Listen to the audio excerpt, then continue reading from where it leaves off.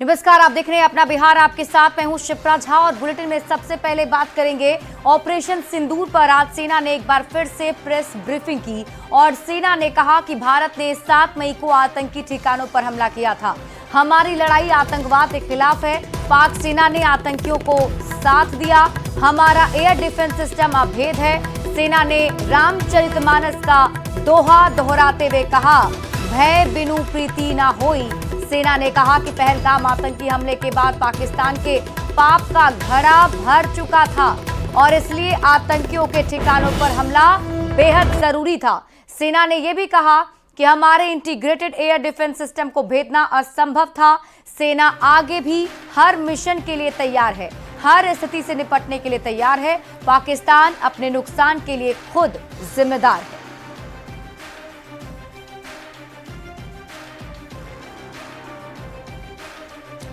और आपको बता दें कि सेना की तरफ से जब प्रेस ब्रीफिंग की गई तो भारतीय सेना ने पूरी जानकारी भी दी।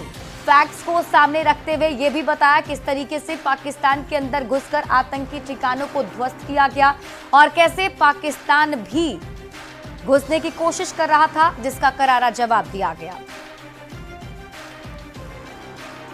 जल्द ही जड़ भय 3 दिन बीत, बोले राम सकोप तब, भय बिन होए न प्रीत। तो समझदार के लिए इशारा ही काफी है।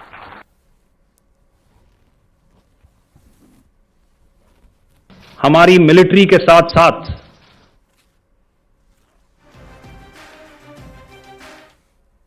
उन पर भी हमले हो रहे थे।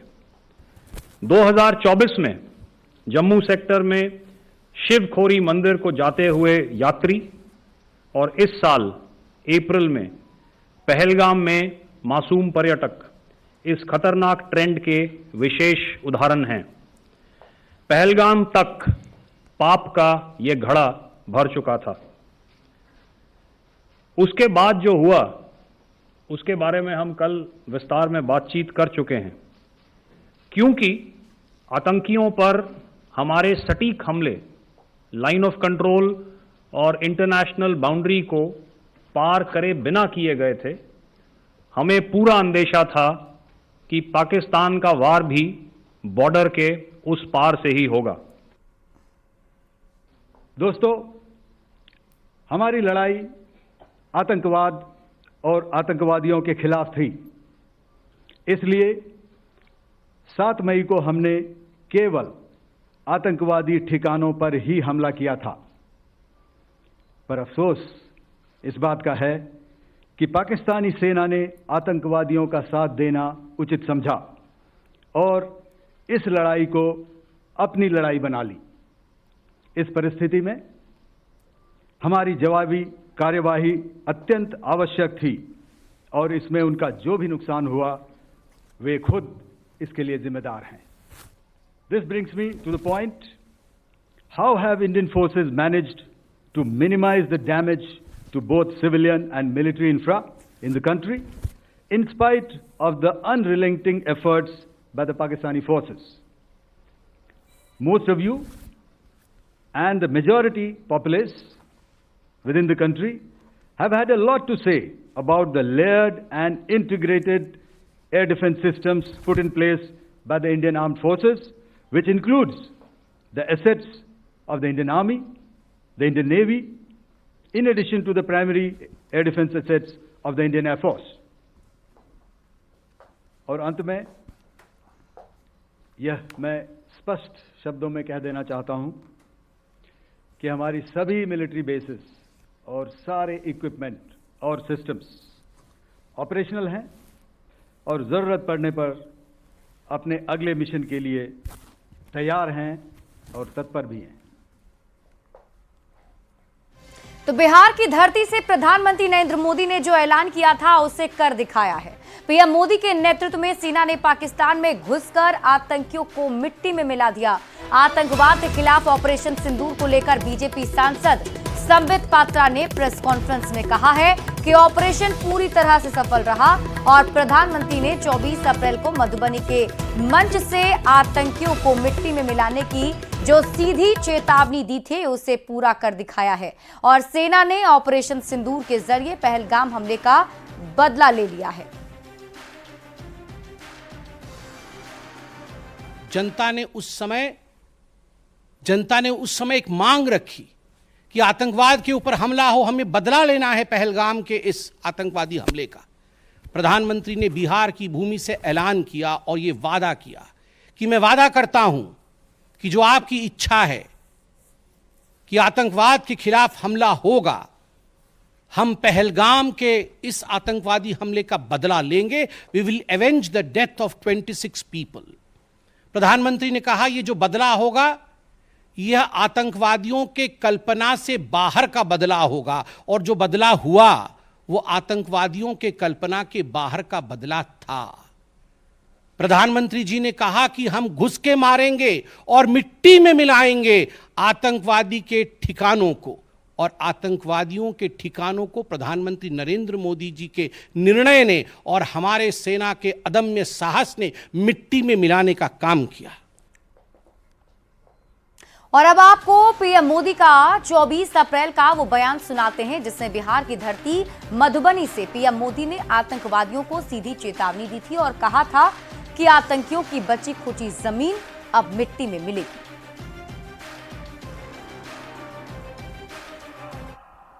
भारत की आत्मा पर हमला करने का दुस्साहस किया है। मैं बहुत स्पष्ट शब्दों में कहना चाहता हूं, जिन्होंने ये हमला किया है उन आतंकियों को और इस हमले की साजिश रचने वालों को उनकी कल्पना से भी बड़ी सजा मिलेगी। अब आतंकियों की बची खुची जमीन को भी मिट्टी में मिलाने का समय आ गया है। 140 करोड़ भारतीयों की इच्छा शक्ति अब आतंकी आकाओं की कमर तोड़ कर रहेगी। बॉर्डर पर पाकिस्तान की ओर से फायरिंग में शहीद मोहम्मद का पार्थिव शरीर छपरा पहुंच गया है। छपरा में उनके अंतिम दर्शन के लिए लोगों की भीड़ उमड़ पड़ी। इससे पहले शहीद इम्तियाज को पटना एयरपोर्ट पर श्रद्धांजलि दी गई थी। पटना एयरपोर्ट पर अधिकारियों और उनके बेटे और भाई ने साथ ही बड़े नेताओं ने श्रद्धांजलि दी थी। मुख्यमंत्री नीतीश कुमार की ओर से मंत्री श्रवण कुमार ने शहीद इम्तियाज को श्रद्धांजलि दी। वहीं बिहार बीजेपी अध्यक्ष दिलीप जायसवाल और नेता प्रतिपक्ष तेजस्वी यादव सहित कई मंत्रियों ने भी श्रद्धांजलि अर्पित की।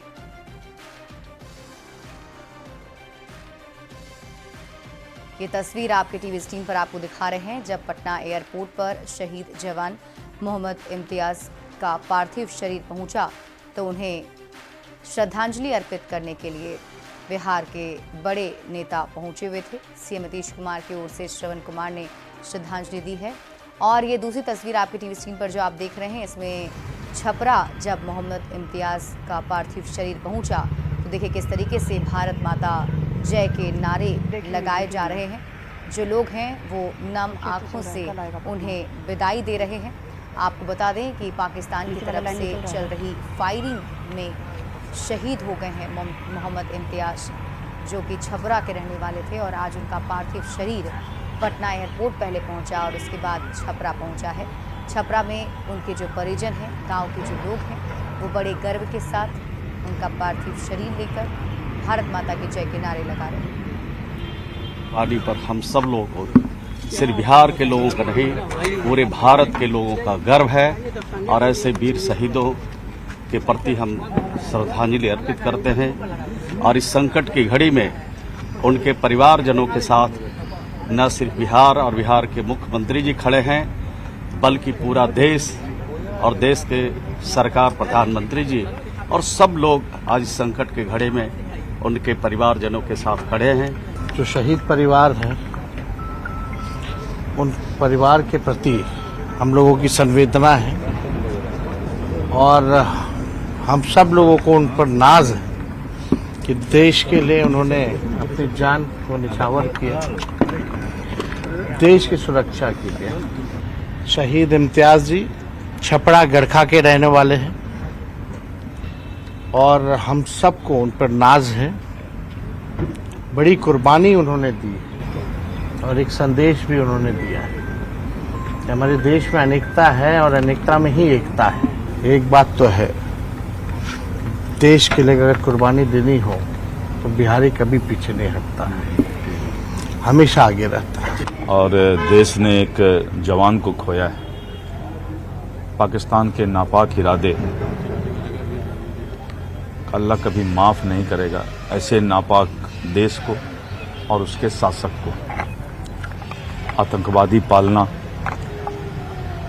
आतंकवाद को अपने देश के मिट्टी पर पनाह देना और यही नापाक इरादा का कारण हमारे देश का एक जवान आज शहीद हुआ है। हम सब मर्माहत हैं, उनके परिवार के साथ हम सब लोगों की संवेदना है और जिस जवान ने इस देश के 140 करोड़ जनता की रक्षा के लिए अपनी शहादत दी है, देश कभी भी इस जवान के शहादत को नहीं भूलेगा। छोटा भाई, उनका छोटा भाई, हम छोटा भाई हुए। कितना गर्व हो रहा है और कितना दुख? गर्व तो बहुत है, दुख भी बहुत है। मेरा बाजू कट गया, मेरे घर के भाई के बाजू कट गया। 3 इन भाई है, 2 भाई बीएसएफ में हवलदार है, एक इंस्पेक्टर है, जो मेरा बड़े भाई छाया हम लोग से हट गया आज डेट में। लेकिन इसमें गवर्नमेंट के एक्शन लेना चाहिए कि पाकिस्तान को देश के क्या नक्शा से मिटा दे। नक्शा से अगर नहीं होता है तो हम लोग दे दे, हम लोग को आता है आर्म से चलाने, कैसे चलाया जाता है, लेकिन गवर्नमेंट के अधिकार मिले तो हम लोग को कर देंगे जाकर के। बिल्कुल अपने फादर पे गर्व है और उन सारे शहीदों पे गर्व है जिन्होंने देश के लिए बलिदान दिया। बस सरकार से इतना चाहता हूँ कि उनको जो है कड़ी से कड़ी सबक सिखाई जाए, क्योंकि ये जो बार बार जो ये धोखाधड़ी करते हैं जो हमारे जवानों के साथ, ये गलत करते हैं, ये बहुत गलत करते हैं। क्योंकि आज जो है इस अटैक में एक बेटा अपना बाप खोया, एक वाइफ अपना हस्बैंड खोई, ना जाने कितनों ने कितनों को खोया। बहुत वो मैं समझ पा रहा हूँ। ये इस दर्द को कोई नहीं समझ सकता, इस दर्द को कोई नहीं समझ सकता, जिसका जाता है उसको सिर्फ पता होता है।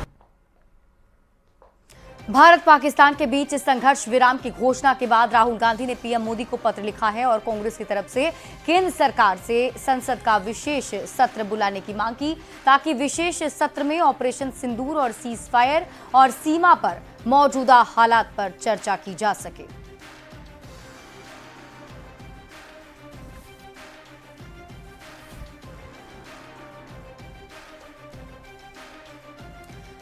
देखिए, ऑपरेशन सिंदूर और सीज फायर को लेकर राहुल गांधी और तेजस्वी यादव ने पीएम मोदी से संसद का विशेष सत्र बुलाने की मांग की है, जिस पर दिलीप जायसवाल ने तंज कसा है। दिलीप जायसवाल ने कहा कि विपक्ष के पास राजनीति के लिए कुछ नहीं है।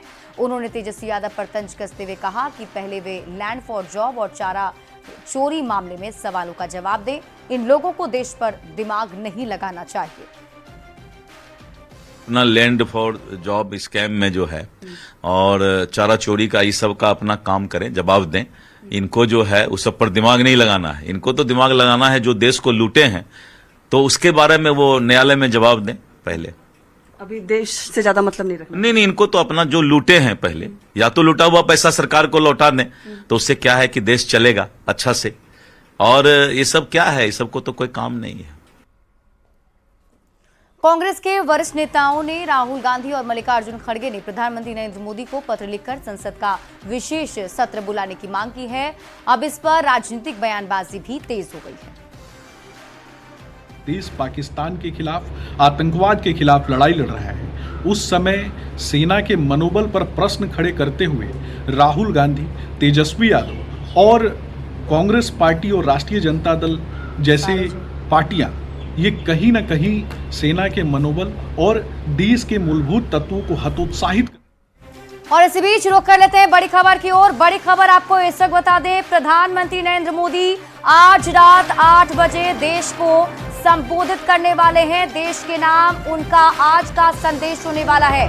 तो आज रात 8 बजे प्रधानमंत्री नरेंद्र मोदी देश के नाम ये पीएम मोदी का संदेश होगा। बड़ी खबर आपको बता रहे हैं। देखिए, पहलगाम अटैक होने के बाद, आतंकवादियों के ठिकाने को नष्ट करने के बाद, ऑपरेशन सिंदूर के बाद प्रधानमंत्री नरेंद्र मोदी आज रात 8 बजे देश को संबोधित करने वाले हैं। तो इस वक्त की बहुत बड़ी खबर आपको बता दें, आज रात 8 बजे पीएम मोदी देश के सामने होंगे और देश के नाम ये संदेश प्रधानमंत्री नरेंद्र मोदी का होगा।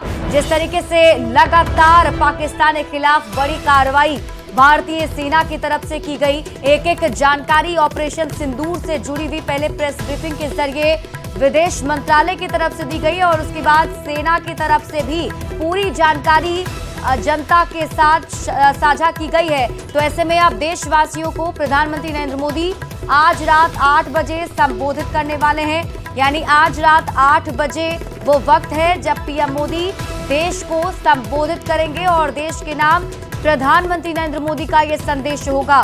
जाहिर सी बात है, इसमें प्रधानमंत्री नरेंद्र मोदी ऑपरेशन सिंदूर से लेकर अब तक पाकिस्तान के खिलाफ जो कार्रवाई की गई है उससे जुड़ी जानकारी लोगों के साथ साझा करेंगे, देशवासियों के साथ साझा करेंगे। पूरी जानकारी सामने रखी जाएगी। जिस तरीके से आप देख पा रहे हैं, भारत और पाकिस्तान के बीच पहलगाम अटैक के बाद ही जो तनाव का सिलसिला चल रहा था, उसके बाद पहलगाम अटैक होने के बाद ऑपरेशन सिंदूर को अंजाम दिया गया और फिर पाकिस्तान की तरफ से नापाक कोशिश करते हुए कई बार हमले भारत पर भी किए गए, जिसका करारा जवाब दिया गया। प्रधानमंत्री नरेंद्र मोदी इस दरमियान लगातार बैठक कर रहे थे। कई बैठकों का सिलसिला चला।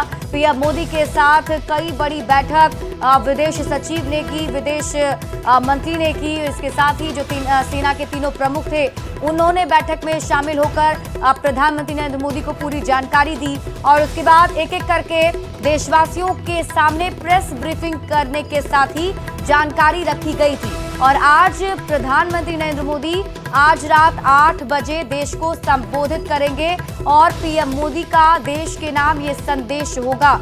आपको याद होगा, पहलगाम अटैक के बाद प्रधानमंत्री नरेंद्र मोदी जब बिहार आए थे तो मधुबनी से उन्होंने आतंकवादियों को चेतावनी दी थी। उनका वो पहला उस वक्त का संबोधन था और उसके बाद जिस तरीके से ऑपरेशन सिंदूर किया गया, उसके बाद पाकिस्तान और भारत के बीच जो संघर्ष चलते रहे, कई बार हमने देखा भारतीय सेना की तरफ से जो जवाबी कार्रवाई की गई, उसकी पूरी जानकारी प्रेस ब्रीफिंग के जरिए विदेश मंत्रालय ने और सेना की तरफ से दी गई। आज रात लेकिन 8 बजे पीएम मोदी का ये संदेश काफी अहम होगा। सबकी नजर इस पर जरूर होगी कि प्रधानमंत्री नरेंद्र मोदी आज रात 8 बजे जब देशवासियों को संबोधित करते हैं तो उनकी तरफ से क्या कुछ कहा जाएगा। क्योंकि आपको बता दें, मधुबनी में ही, बिहार के मधुबनी में ही पीएम मोदी ने कहा था कि जो आतंकवाद के खिलाफ अब लड़ाई शुरू हुई है, ये लड़ाई जारी रहेगी और आतंकवादियों को मिट्टी में मिला दिया जाएगा। जिसके बाद ऑपरेशन सिंदूर को अंजाम दिया गया था, जिसमें तस्वीरें भी दिखाई किस तरीके से 9 आतंकी कैंप पाकिस्तान के अंदर घुसकर भारतीय सेना ने ध्वस्त कर दिए थे और अपने शौर्य का परिचय दिया था। आज प्रधानमंत्री नरेंद्र मोदी 8 बजे देशवासियों को संबोधित करने वाले हैं। देशवासियों के नाम पीएम मोदी का ये संदेश होगा और इस संदेश में ऑपरेशन सिंदूर के बाद प्रधानमंत्री मोदी का ये पहला संबोधन है। तो ऐसे में जरूर प्रधानमंत्री नरेंद्र मोदी ऑपरेशन सिंदूर के बारे में पूरी जानकारी देशवासियों के सामने रखेंगे। देखिए, इस बीच बहुत कुछ डेवलपमेंट्स हुए हैं और प्रधानमंत्री नरेंद्र मोदी उन सभी पर एक एक करके अपनी बात आज जरूर रखेंगे। जो देशवासियों के नाम उनका संदेश होगा। तो आज रात 8 बजे पीएम मोदी का ऑपरेशन सिंदूर के बाद ये पहला संबोधन है। तो ऐसे में प्रधानमंत्री नरेंद्र मोदी पर सबकी नजर कि पीएम मोदी जब देशवासियों के सामने आएंगे तो ऑपरेशन सिंदूर से लेकर भारतीय सेना की तरफ से की गई पाकिस्तान पर जवाबी कार्रवाई, इन सब को लेकर क्या बातें करते हैं, क्या उनकी तरफ से जानकारी देशवासियों को दी जाएगी। तो इस पर सबकी नजर जरूर आज टिकी रहेगी। आज रात 8 बजे का वक्त बताया जा रहा है जब पीएम मोदी देशवासियों को संबोधित करेंगे। तो इस वक्त की बहुत बड़ी खबर आप बता रहे हैं, देश के नाम आज पीएम मोदी का संदेश होने वाला है। प्रधानमंत्री नरेंद्र मोदी आज रात 8 बजे देश को संबोधित करेंगे। ऑपरेशन सिंदूर के बाद पीएम मोदी का ये पहला संबोधन है और ये संबोधन कई मायनों में खास जरूर है, क्योंकि इन कुछ दिनों के अंदर अगर देखा जाए तो काफी डेवलपमेंट्स हुए हैं, जिसकी पूरी जानकारी प्रधानमंत्री नरेंद्र मोदी देशवासियों के सामने रख सकते हैं। अब देखना होगा कि पीएम मोदी किन किन बातों को हाईलाइट करते हुए जनता को बताते हैं। देखिए, ऑपरेशन सिंदूर से पहले जैसे कि हम आपको लगातार बता रहे हैं, बिहार की धरती से ही पीएम मोदी ने इसका आगाज किया था। उन्होंने कहा था कि पहलगाम में जो अटैक हुआ है, जिस तरीके से आतंकियों ने इस कृत्य को अंजाम दिया है, उसका करारा जवाब आतंकियों को दिया जाएगा। उसका जो आर्मी चीफ है उसको बंकर की शरण लेनी पड़े, इस तरह के हालात आ गए, वो घुटनों पर आ गया। और अब जब खुद प्रधानमंत्री नरेंद्र मोदी देश की जनता को बताएंगे आज रात 8 बजे, तब देश की जनता बिल्कुल आप भी जानते हो कि यकीन करेगी और इस बात को मानेगी। राजनीतिक दल जरूर बात कर रहे थे कि हम सेना के साथ हैं, हम देश के साथ हैं, लेकिन जैसे ही सीज़फायर हुआ, उन्होंने किस तरह का नैरेटिव बनाने का आप भी मानेंगे, रूबिका भी मानेंगी और हमारे सारे व्यूअर्स भी मानेंगे। आनंद, क्योंकि यतेंद्र यहाँ यहीं पर हमारे साथ मौजूद है, शायद उनको आवाज नहीं आ रही है। अच्छा, मैं बस ये कहना चाहता हूँ कि देखिए देखिए, लगातार जानकारी सामने आ रही है और बड़ी जानकारी आपको दे रहे हैं। बड़ा अपडेट इस वक्त ये कि प्रधानमंत्री नरेंद्र मोदी आज रात 8 बजे देश को संबोधित करने वाले हैं और इस संबोधन में पीएम मोदी ऑपरेशन सिंदूर से जुड़ी जानकारी जरूर देशवासियों के साथ साझा कर सकते हैं, क्योंकि ऑपरेशन सिंदूर के बाद पीएम मोदी का ये पहला संबोधन है। तो सभी ये सुनना जरूर चाहेंगे कि आखिर आज देशवासियों को संबोधित करते हुए पीएम मोदी क्या कहते हैं, क्योंकि जैसे कि हम आपको लगातार बता रहे हैं कि बिहार की धरती से ही प्रधानमंत्री नरेंद्र मोदी ने ये चेतावनी आतंकवादियों को दी थी। मधुबनी में जब उनकी रैली थी तो उन्होंने कहा था कि अब आतंकवादियों को उनकी कल्पना से परे अंजाम भुगतना पड़ेगा। जितनी सजा उन्हें देनी जो आप सोचा भी नहीं होगा उन्होंने, उतनी बड़ी सजा उन्हें दी जाएगी। और यही हुआ। उसके ठीक 15 दिन के बाद ऑपरेशन सिंदूर को अंजाम दिया गया। सुबह सुबह जब देशवासी उठे तो उन्हें पता चला कि 9 आतंकी कैंप को सेना ने ध्वस्त कर दिया है। पाकिस्तान के अंदर घुसकर जो वहां पर आतंकी कैंप चलाए जा रहे थे, और इस बार बड़ी सफलता इसे जरूर मानी जा रही है, क्योंकि ऑपरेशन सिंदूर में कई बड़े आतंकी के भी मरने की बात कही जा रही है। और न्यूज 18 संवाददाता अमितेश अधिक जानकारी के साथ जुड़ गए। अमितेश, आज पीएम मोदी का ये संबोधन काफी अहम, क्योंकि ऑपरेशन सिंदूर के बाद ये पहला संबोधन है पीएम का। जी हाँ, बिल्कुल, पूरे राष्ट्र को संबोधित करेंगे प्रधानमंत्री नरेंद्र मोदी। और जिस तरह से ऑपरेशन सिंदूर चलाया गया था और वहां पाकिस्तान में 9 ठिकानों पर हवाई हमले किए गए थे, आतंकवादी कैंपों को तबाह किया गया था, कई खूंखार आतंकवादी मारे भी गए हैं जैसे मोहम्मद के।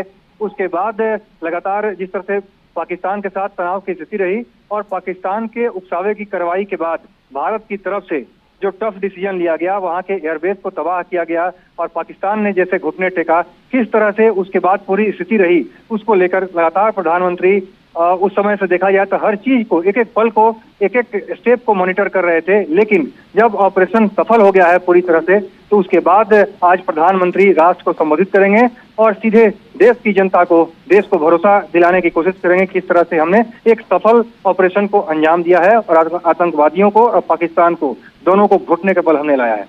जी बिल्कुल अमितेश, इससे पहले हमने वो प्रेस ब्रीफिंग भी देखी है जब विदेश मंत्रालय की तरफ से प्रेस ब्रीफिंग की गई और सेना की तरफ से, जिसमें पूरी जानकारी दी गई कि किस तरीके से आतंकवादी कैंप ध्वस्त किए गए और कैसे जवाबी कार्रवाई में पाकिस्तान को बहुत बड़ा नुकसान हुआ है।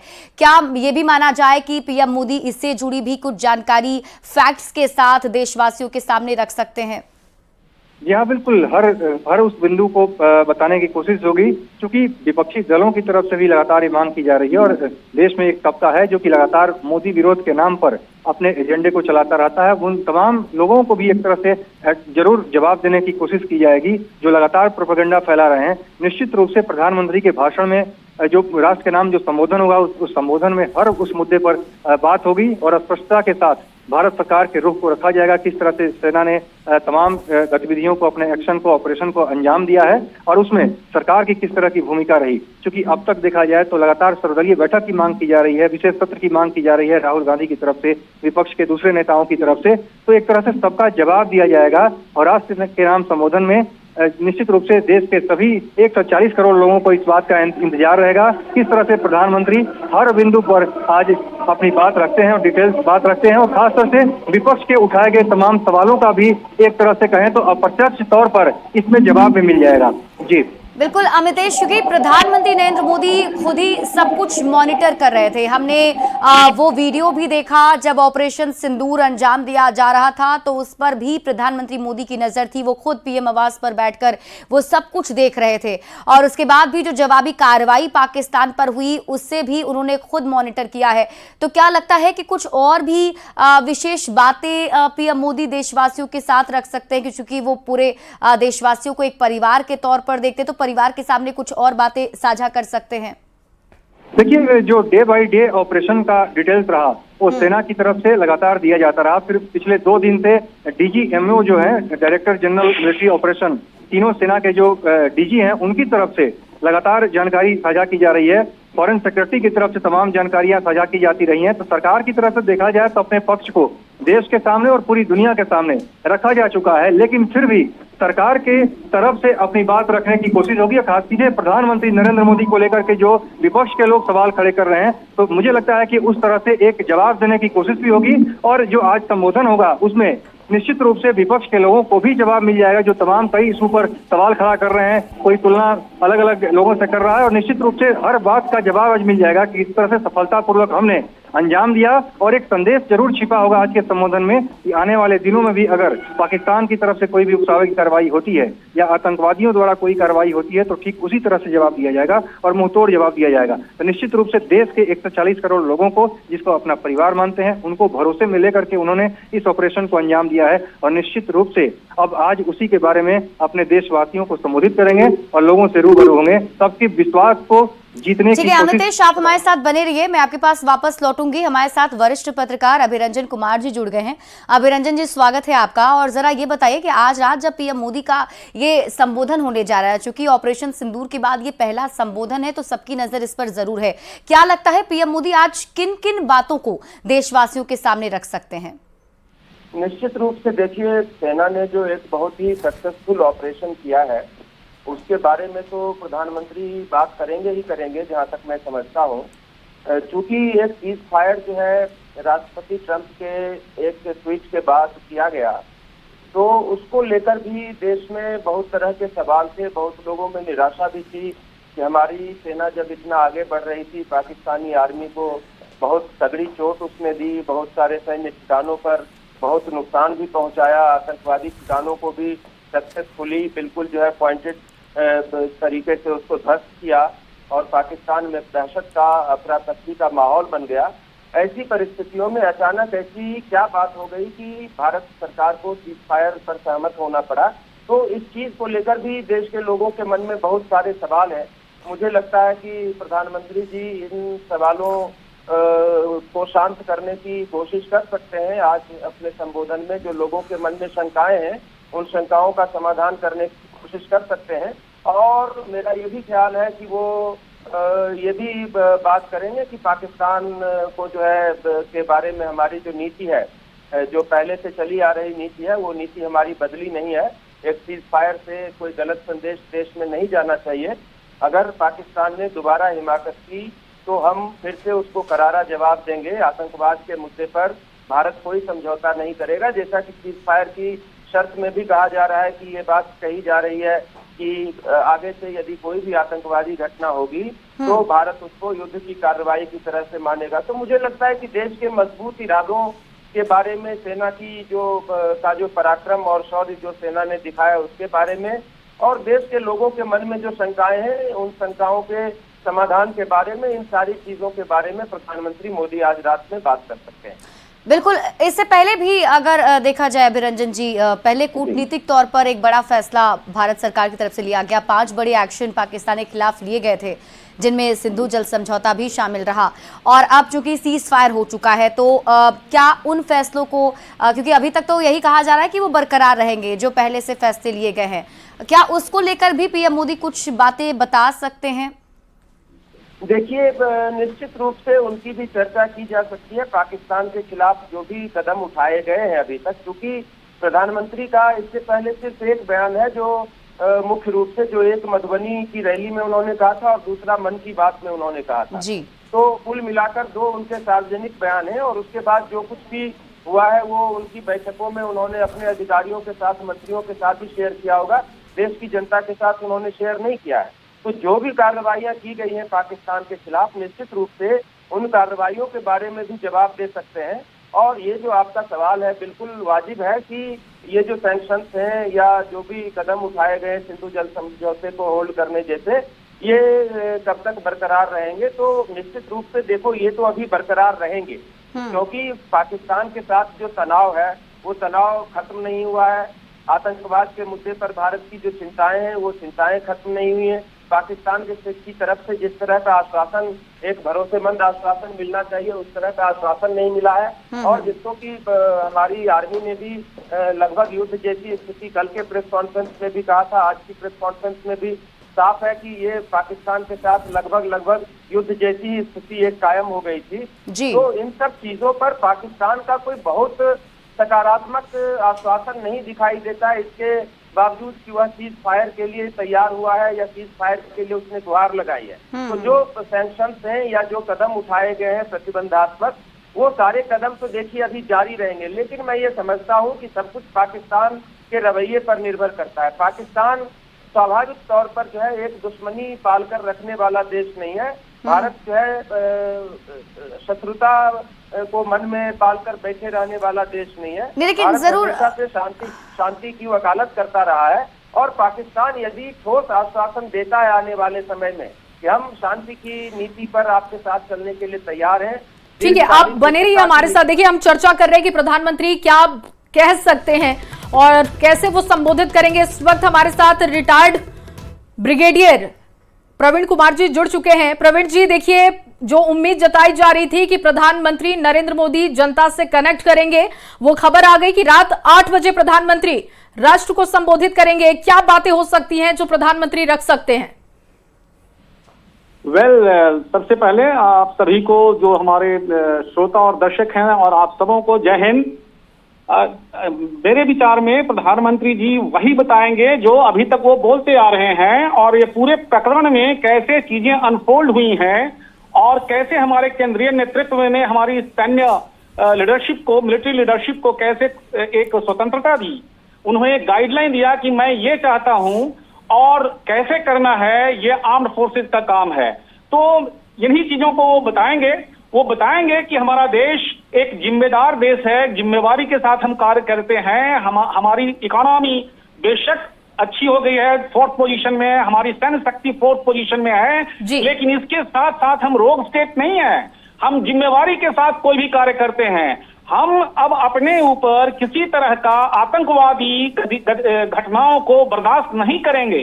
पूरी दुनिया आतंकवाद से पीड़ित है कहीं ना कहीं, और पूरी दुनिया ही इसको नहीं चाहती है। सभी लोग इसको कंडेम करते हैं। बावजूद इसके जब ऐसी घटनाएं कहीं ना कहीं हो रही हैं, तो हमारा देश यह बताना चाह रहा है कि हम इसे टॉलरेट नहीं करेंगे और उसके लिए जो भी जिम्मेवारी पूर्वक पिन पॉइंटेड प्रिसीजन स्ट्राइक के साथ में जो कर सकते हैं वह हम करेंगे और हमने किया। प्रवीण जी, जरा ये भी समझाएंगे, क्योंकि देश का एक वर्ग ऐसा भी है जिनकी तरफ से ये कहा जा रहा है चूंकि हम बहुत आगे बढ़ चुके थे और हम वहां पर भी एक एडवांटेज पोजीशन में थे, हमारी पोजीशन काफी अच्छी थी और हम करारा जवाब पाकिस्तान को दे सकते थे। आप यूं कह सकते हैं कि युद्ध की तरफ आगे बढ़ चुके थे। तो बहुत सारे जो लोग हैं वो क्रिटिसाइज भी कर रहे हैं प्रधानमंत्री नरेंद्र मोदी का। तो क्या लगता है कि आज पीएम मोदी उसको लेकर भी पूरी जानकारी और बिल्कुल क्लियर हो जाएगा कि आखिर सीज फायर के लिए क्यों राजी हो गया देश? प्रधानमंत्री जी क्या बोलेंगे वो तो मैं स्पेकुलेट ज्यादा नहीं करना चाहूंगा और ना ही अपने शब्द उनके मुंह में बोलना देना चाहूंगा, बट मैं ये जो आप बता रही हैं कि ऐसे लोग हमारे बीच का एक वर्ग इसे क्रिटिसाइज कर रहा है कि नहीं हमें और आगे बढ़ना चाहिए, उनसे मैं यही अनुरोध करूंगा कि देखिए अभी हमने सिर्फ और सिर्फ एरियल एक्टिविटीज किया था, फिजिकल फौज जो होती है वो अभी ना एलसी या आईबी क्रॉस नहीं की थी। यह एक लिमिटेड और सीमित स्तर का जितना चाहिए उतना ही था और मैं बार बार कहता हूं कि यदि किसी चीज को सुई से किया जा सकता है तो उस पर तलवार चलाने की जरूरत नहीं है। तो बिल्कुल, और वो धमक तो भारत ने दिखा दी है प्रवीण जी। सेना ने कई सबूत भी दे दिए कि पाकिस्तान में कितनी तबाही भारत ने मचाई है, चाहे वो एयरबेस को लेकर हो या उनके डिफेंस सिस्टम को लेकर हो, वो तमाम चीजें सबूत के साथ रखी है सेना ने। लेकिन प्रधानमंत्री नरेंद्र मोदी जब आज 8 बजे कनेक्ट होंगे जनता से तो हर कोई ये भी जानना चाहेगा, क्योंकि सीज फायर के ऐलान के साथ ही सबसे पहला ट्वीट ट्रंप का आता है। वो लिखते हैं कि उन्होंने लंबी बात की, मध्यस्थता की, लेकिन जनता ये जानना चाहती है कि इसकी सच्चाई क्या है, क्योंकि कहीं ना कहीं जनता को उम्मीद थी कि अगर कोई बड़ा कदम उठाया जाता है तो वो भारत ही उठाए, कोई दूसरा देश क्यों उठाएगा। बता रहे हैं और यूएस के जो कंसर्न डिपार्टमेंट है वहां से ये मैसेज भी आया है कि ये भारत और पाकिस्तान के बीच का मसला है और अल्टीमेटली यही दोनों आपस में रिजॉल्व करना है। और वैसे भी प्रारंभिक तौर पे बेशक यूएस के उनके प्रेसिडेंट या अन्य देशों की बातचीत तो सभी से होती ही रही है, G7 ने भी अपने स्टेटमेंट दिए हैं, लेकिन डीजीएमओ पाकिस्तान का ही डीजीएमओ इंडिया से जब बात किए तो ये इस चीज पर बात बनी।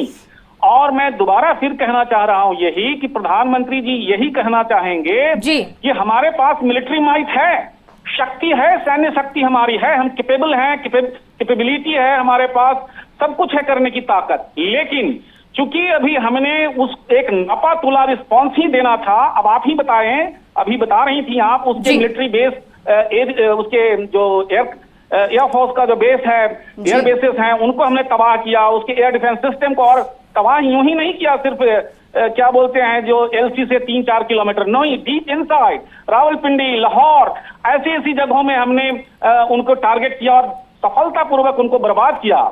और उसने क्या किया, हमारे नागरिक रिहायशी इलाकों पे जो थोड़े जो शैलो जिसको बोलते हैं। ठीक है सर, आप बने रहिए हमारे साथ, आगे भी आपके साथ चर्चा करेंगे। लगातार हमारे संवाददाता भी बने हुए हैं, अभिरंजन, अमितेश हमारे साथ जुड़े हुए हैं। अमितेश, देखिए हम चर्चा कर रहे हैं कि क्या प्रधानमंत्री कह सकते हैं, लेकिन जो अमेरिका का स्टैंड इस पूरे मसले पर रहा है, आज हर कोई जानना चाहेगा प्रधानमंत्री से कि जरूर वो इस पर कुछ अपना पक्ष रखें, वो बताएं कि आखिर ऐसा क्यों किया गया कि अमेरिका की तरफ से सीज फायर के ऐलान की बात सबसे पहले कही गई।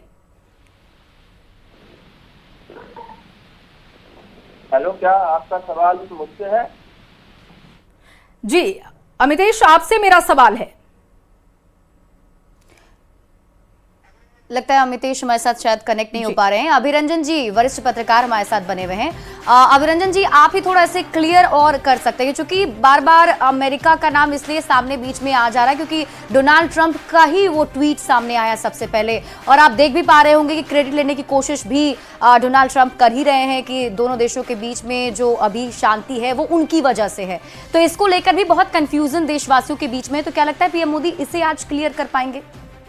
मेरा ख्याल है कि डोनाल्ड ट्रंप का या अमेरिका की भूमिका का सीधे तौर पर तो शायद वो नाम लेकर उल्लेख न कर सके, लेकिन अपनी बातों में वो इस तरह की भावना और इस तरह का स्पष्टीकरण जरूर शामिल करेंगे कि भारत और पाकिस्तान के मुद्दों के बारे में जो भारत की पुरानी नीति है कि यह एक द्विपक्षीय मसला है और इसमें किसी तीसरे देश की मध्यस्थता को स्वीकार नहीं किया जाएगा।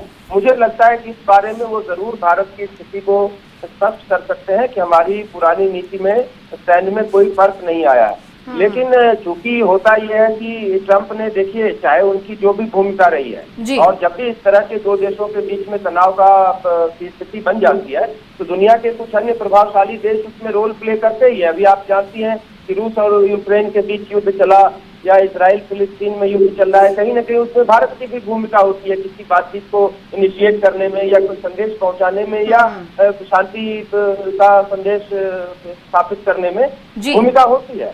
तो ये बहुत स्वाभाविक है कि जब भारत पाकिस्तान जो दो न्यूक्लियर पावर कंट्रीज हैं, इनके बीच जब एक युद्ध जैसी स्थिति बन गई तो अमेरिका ने भी नहीं, वैसे अभिरंजन जी अगर हम देखें तो पहले ही ऑलरेडी विदेश मंत्रालय की तरफ से क्लियर किया जा चुका है कि कोई भी मध्यस्थता वाली बात इसमें है नहीं, और उन्होंने ये भी बताया कि पाकिस्तान की डीजीएमओ का कॉल जो है वो आया था। चलिए मैं आपके साथ इस चर्चा को आगे बढ़ाऊंगी। अमितेश हमारे साथ जुड़ चुके हैं। अमितेश, क्या कुछ बड़ा अपडेट आपके पास इस वक्त, क्योंकि आज पीएम मोदी पर सबकी नजर है?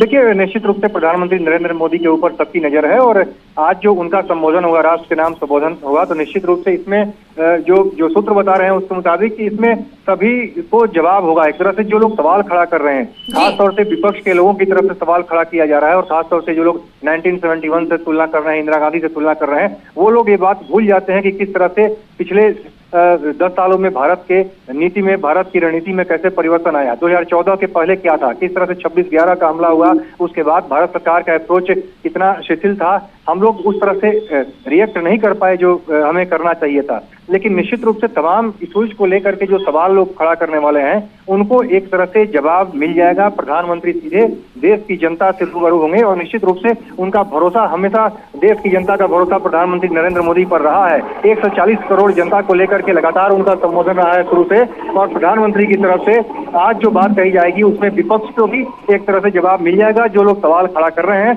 और प्रधानमंत्री पूरे ऑपरेशन के बारे में जानकारी, हालांकि डीजीएमओ की तरफ से जानकारी रणनीतिक तौर पर दी जा चुकी है, लेकिन बिल्कुल अमितेश, और सबूत भी रखे गए हैं, डीजीएमओ की तरफ से प्रेस ब्रीफिंग भी सेना की तरफ से की गई, तमाम बातें कही गई, लेकिन प्रधानमंत्री पर सबकी नजर होगी। आगे भी आपसे अपडेट लेंगे। अमितेश, आप बने रहिएगा। हमारे साथ रिटायर्ड ब्रिगेडियर भी हैं प्रवीण कुमार जी, लगातार हम उनसे भी चर्चा कर रहे हैं। प्रवीण जी, देखिए, तुर्की और चाइना और इसके साथ ही अजरबैजान का भी नाम सामने आया कि पाकिस्तान को ये सपोर्ट दे रहे थे, ड्रोन वो भेज रहे थे जिससे पाकिस्तान भारत पर हमला करे। जनता ने एक मांग उठाई कि इन देशों से थोड़ा बहुत भी जो रोजगार आयात निर्यात का काम होता है भारत का, वो बिल्कुल बायकॉट अब कर देना चाहिए। आज हो सकता है कि प्रधानमंत्री इस तरफ भी अपनी नजर रखें।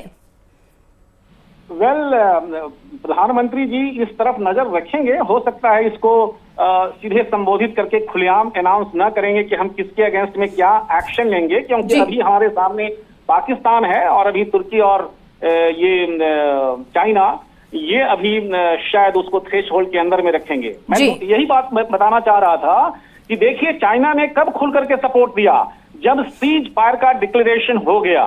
यानी हमारी बढ़ती आर्थिक व्यवस्था, बढ़ता हुआ डेवलपिंग कंट्रीज से अब डेवलप्ड नेशन की तरफ जब हम बढ़ रहे हैं, चाइना को ये नहीं नागवार गुजर रहा है, उसे नहीं चाहिए एक बढ़ता हुआ भारत।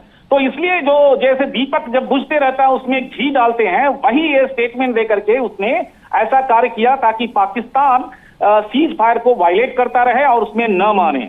लेकिन पाकिस्तान को अगर देखेंगे, उसे सपोर्ट कहां से मिलता है, जिन कंट्रीज का आपने बात किया, और कहीं ना कहीं ऐतिहासिक रूप से यूएस से भी उसको सपोर्ट मिलता रहा है। उसे यह भी पता है कि यूएस अगर उसका बिल्कुल खुलेआम विरोध करेगा तो शायद पाकिस्तान के लिए दिक्कतें और ज्यादा बढ़ जाएंगी।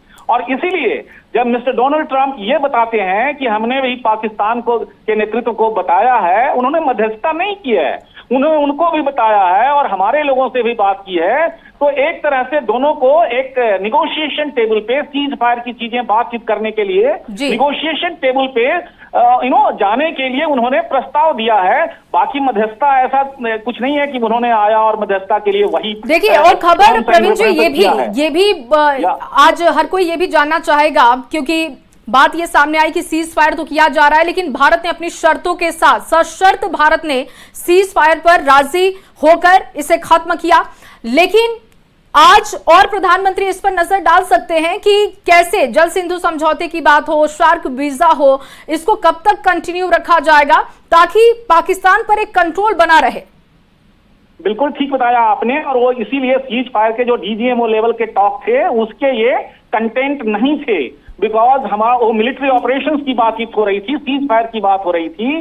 जहां तक इंडस वाटर ट्रीटी की बात है, ये सब अभी डिप्लोमेटिक लेवल पे होती हैं और उसके बारे में बेशक शायद प्रधानमंत्री जी अवश्य कुछ न कुछ प्रकाश डालेंगे और आई एम श्योर वो यही बताएंगे कि इसको रिव्यू करने की जरूरत है। उस समय के हालात कुछ और थे, अभी के बदलते परिवेश में हालात माफी के साथ प्रवीण जी मैं आपको रोक रही हूं क्योंकि मेरे पास वक्त की थोड़ी सी कमी है, लेकिन ये जरूर है कि आज प्रधानमंत्री नरेंद्र मोदी जब देश के सामने आएंगे तो क्या कहने वाले हैं, क्या कहेंगे, ये सबको ऑलमोस्ट पता है कि ऑपरेशन सिंदूर से जुड़ी जानकारी वो साझा कर सकते हैं जी। लेकिन बिल्कुल शिप्रा, और देखिए भले 8 बजने में अभी काफी समय है, लगभग 3 घंटे का समय है, लेकिन हर कोई इंतजार कर रहा होगा, बेसब्री से इंतजार हो रहा है कि प्रधानमंत्री आए और बताएं कि ये जो कुछ हालात रहे, तनावपूर्ण स्थिति बनी, फिर सीज फायर हो गया, वो तमाम चीजों पर नजर रखें। हम भी लगातार उस पर बने हुए हैं।